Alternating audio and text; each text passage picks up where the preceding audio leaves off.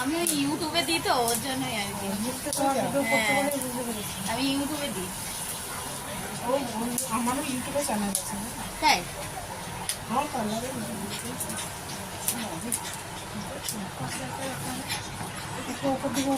নেমে যাচ্ছে